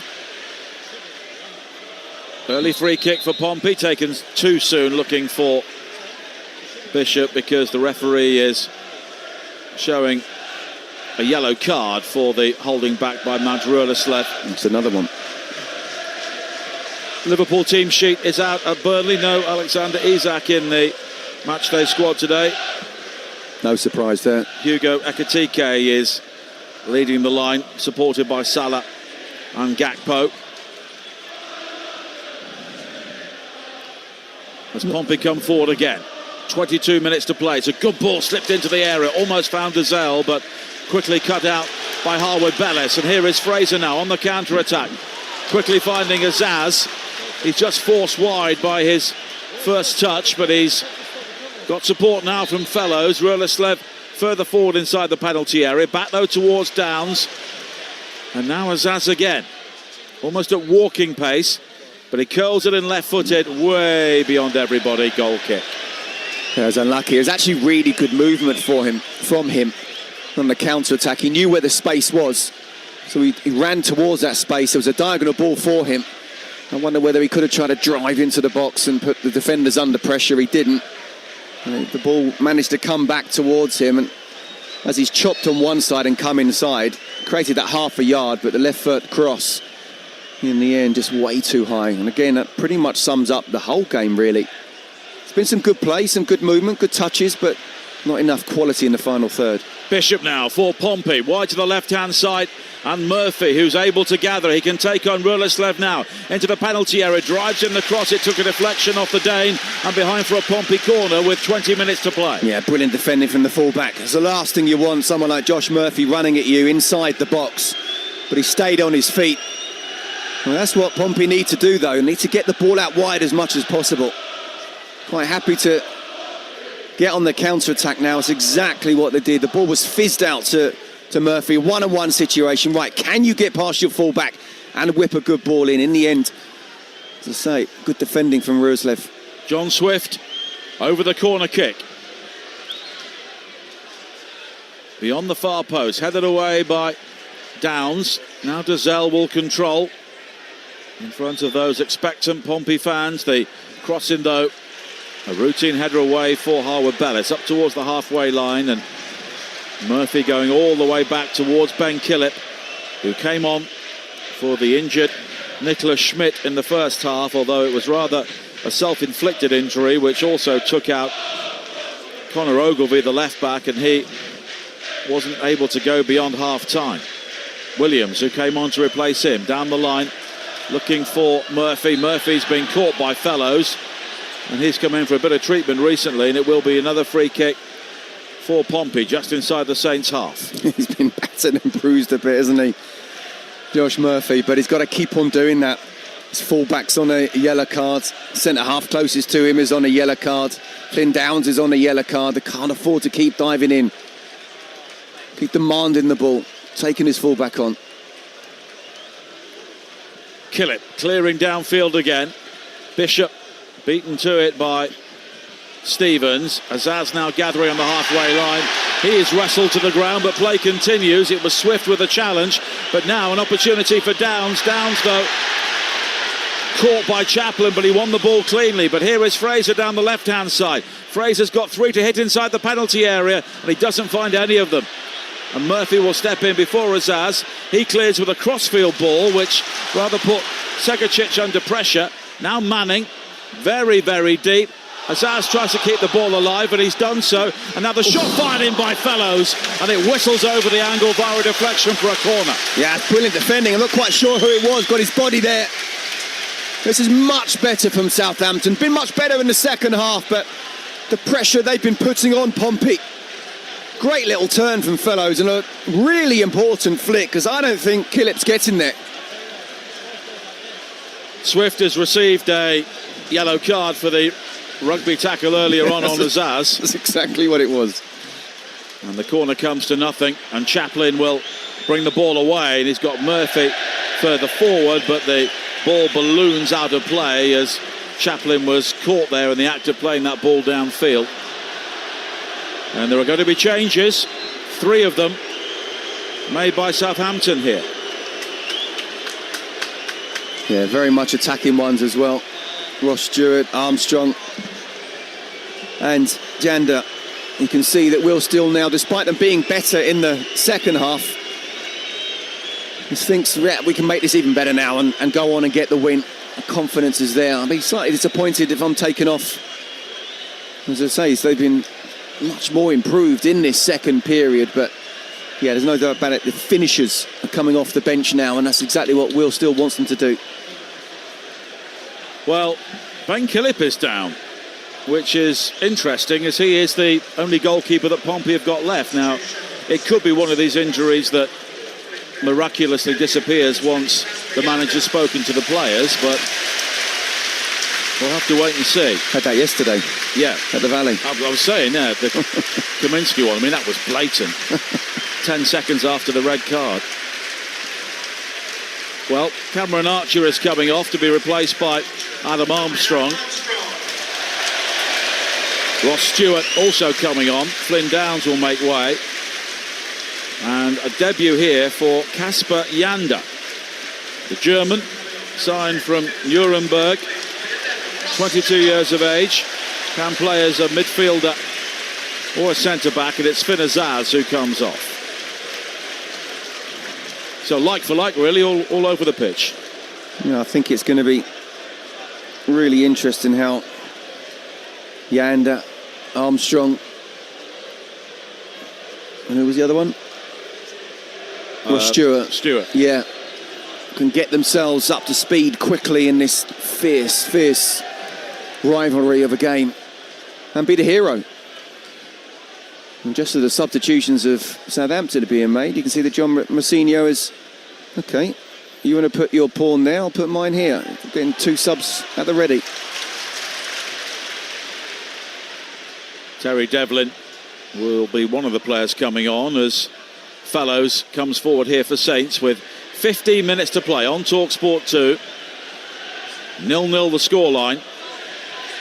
And the other player coming on for Southampton is Luke LaRue, the South African international, signed from Swedish football. And Terry Devlin is a fullback, Northern Ireland international, so we'll see where he will fill in. Put forward now, and Bazunu coming outside his penalty area to make sure he got there before Segicic and Bishop. And here are the changes, and Swift, after the recent yellow card, will come off. He applauds the Pompey fans.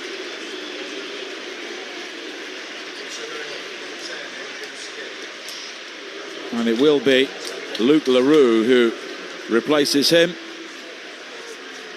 And Terry Devlin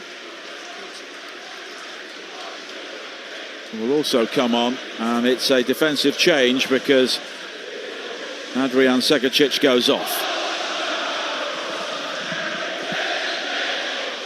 Devlin can play anywhere down the right-hand side, and he'll be maybe slightly further forward than he's used to. Yeah, I think it's definitely a reaction, John Mousinho, to the substitutions. Of Will Steele was very attacking. And it feels now they can go on and get this win. And it's going to be interesting to see again. Talk about how the substitutes make an impact. Talk about the finishers. Can they finish? Here is Devlin coming forward now. First involvement, and the long-range shot is comfortable for Bazunu, but it's a rarity in the second half because it's a shot on target. Maybe a shot on target, Nige, but I think you or I could have saved that one. Yeah, I think Bazunu, if he was wearing a cap, he would have thrown it on it. Now Murphy, hooked forward again, but it's gathered by Bazunu. But it will go down as Pompey's first shot on target in the entire game. Well, and that's been Pompey's problem, isn't it? I think they've been really good, especially in the first half, in every department, bar actually getting shots on target. Kind of important. Armstrong now.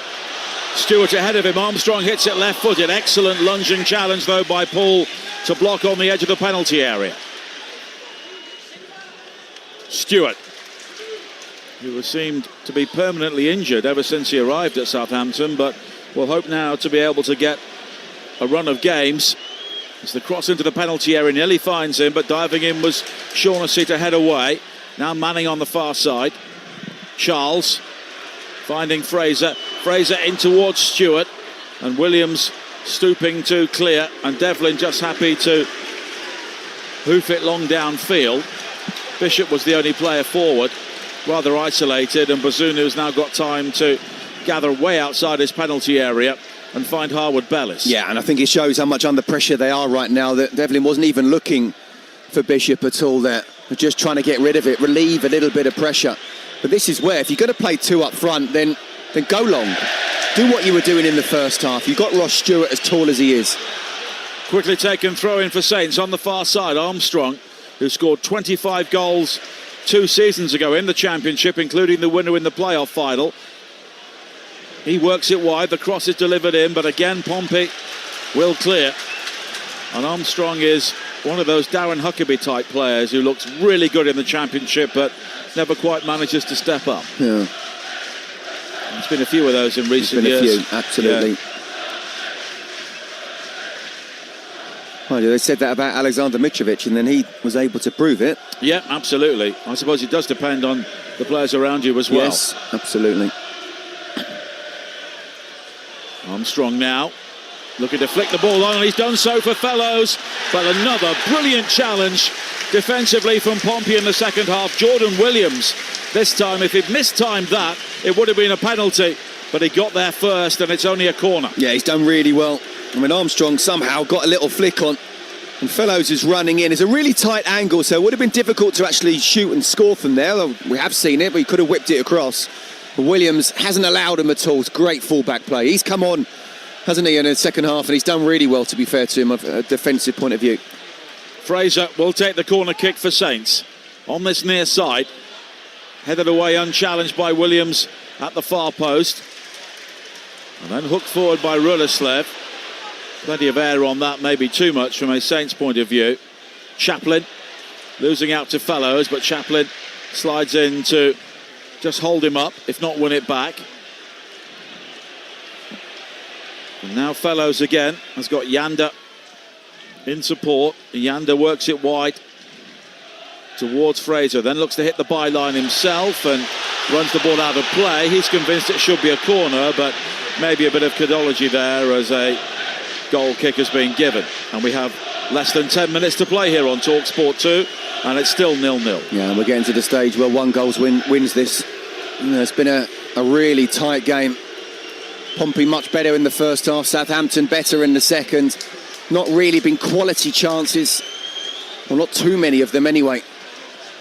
We're just 10 minutes plus injury time. As tight as this game has been, you do get the feeling one goal wins this. The 18-year-old Jay Robinson will be coming on soon for Southampton, along with Leo Scienza, one of the new signings. It'll be a debut for the Brazilian, who was 27 years of age yesterday, signed from Heidenheim in Germany.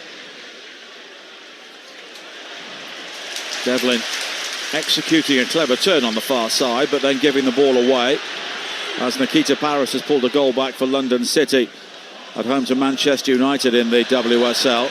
4-1 is now the scoreline in favour of Mark Skinner's team, as Saints are caught offside on the far side. Still Villa 1, Chelsea 2, Leicester 1, Liverpool 0.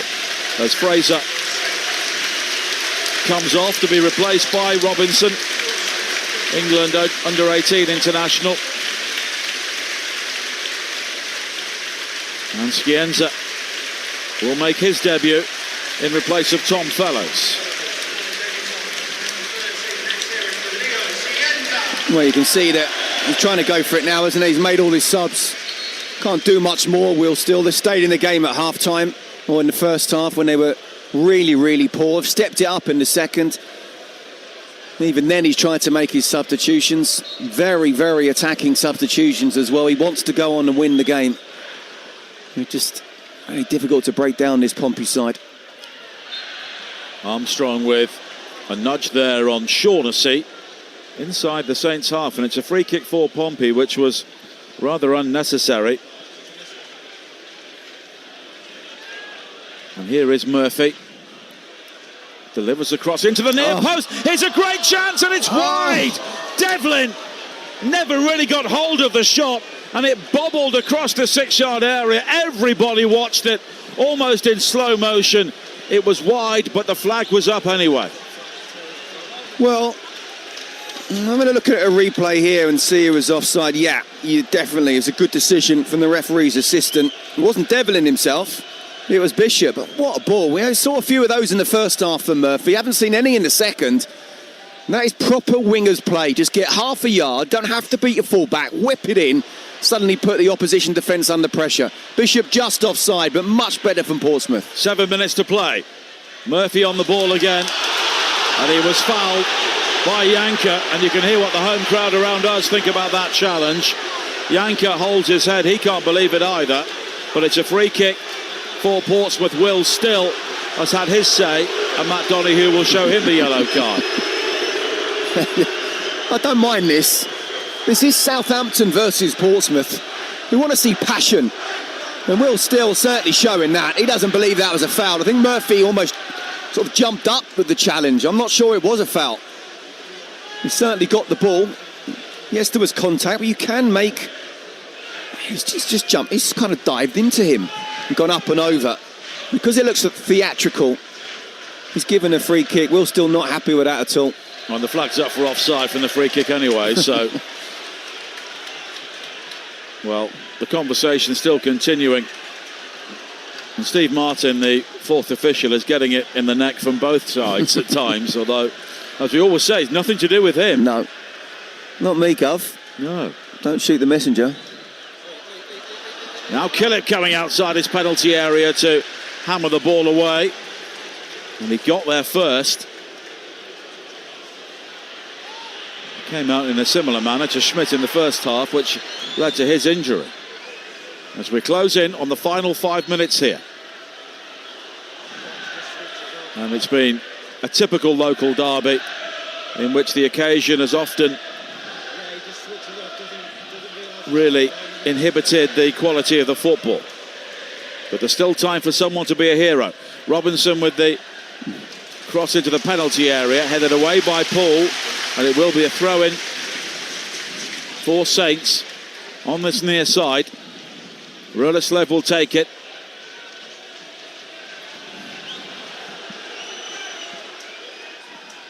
In towards Robinson. He's done well to deliver the cross from a very tight angle. Scienza and Armstrong unable to gather. Scienza then catching Devlin, and it will be a free kick. Devlin made the most of it, but I think it was a free kick. Yeah, Scienza's not happy. And look, it's not been quite the real ferocious Southampton Pompey that I was perhaps expecting. And maybe the atmosphere itself, it's a wonderful stadium here, and it does lend itself to a good atmosphere. I think the fact that Pompey started so well in the first half meant the Saints fans couldn't really get behind their team. Maybe it'll be visceral at Fratton Park. Absolutely. I was just about to say, maybe it'll be more atmospheric at Fratton Park, but I think the second half stats pretty much sum it up, really. Look, both teams have tried to go for it. 5 shots to 4, but actually only 1 on target between them, and that was that one that you or I could have saved. Well, from a free kick on the far side, Killip has sent it straight out of play. 30,889 is the crowd here today. But I've been lucky enough to do South Wales derbies, South Yorkshire derbies on Talksport 2 in recent years, and this has really been in a similar sort of category in which the colour and the noise are great, but the football maybe leaves something to be desired. The fear of losing, I think, has come into it now with 4 minutes to play. Well, I actually think, with the first half, I think the occasion, if you can say, almost got to Southampton more so than Portsmouth, because Portsmouth absolutely played it tactically superbly. Southampton now have sort of shrugged off those initial nerves, and in the second half they have stepped it up. Will Still, as I say, has made the substitutions, very positive ones as well, wants to go on and win the game, but I just think a lack of quality from both sides in the final third has meant that I haven't been able to test the keepers enough.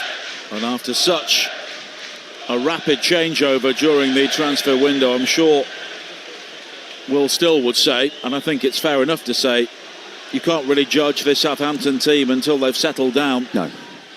And players have got used to each other. We've had the international break as well, so some players have been away. Murphy, he was being held there by Stevens, but not seen by the referee. And here is Harwood Bellis, all the way back to Bazunu. I'm sure that Portsmouth, in their heart of hearts, would have taken a point before the game, but maybe not at the end of it. Well, I think before the game for sure. Maybe at the end of the game they probably would, but at half-time they'll be thinking, look, the only disappointing thing about this half is that we actually haven't scored. I do think Southampton have been much better in the second half and been the better side, so I do think a draw probably would be a fair result, but this is football. It's not always about being fair, especially in a rivalry like this. Very soon we'll find out how much added time there will be. Free kick for Southampton on the halfway line. Manning pumping it long into the penalty area. Paul rising to head the ball away. Charles will transfer it back wide to the left-hand side. And Manning. Now Charles again. And then Yanka. And Yanda will go all the way back towards Charles. And here is Ruleslav as we tick towards the 90th minute. As the wind picks up around St Mary's. But now Devlin. Got time to bring it down, squeezes the ball in field. And we were warned about high winds later on today, and I think they're just beginning to start. Scienza on the far side. All the way back towards Charles. Pompey have got everybody back behind the ball here. Manning down the line for Yanda, but I think it spun out of play. It did, and it will be a throw into Portsmouth. Did you know that 0-0 was 8-1? 8-1? I'm told that at half-time. Wow.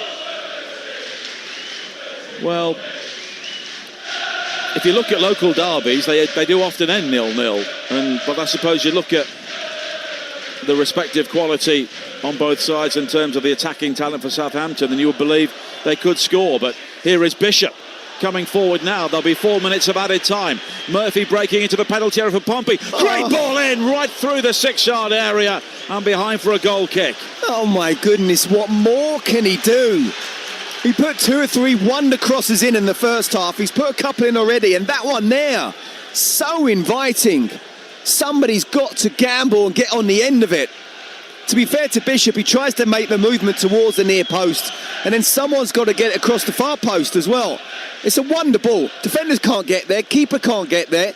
Unfortunately for Murphy, no teammate can get there. Well, it was a chance, and Pompey have had the better opportunities. Now it's played forward by Dazelle.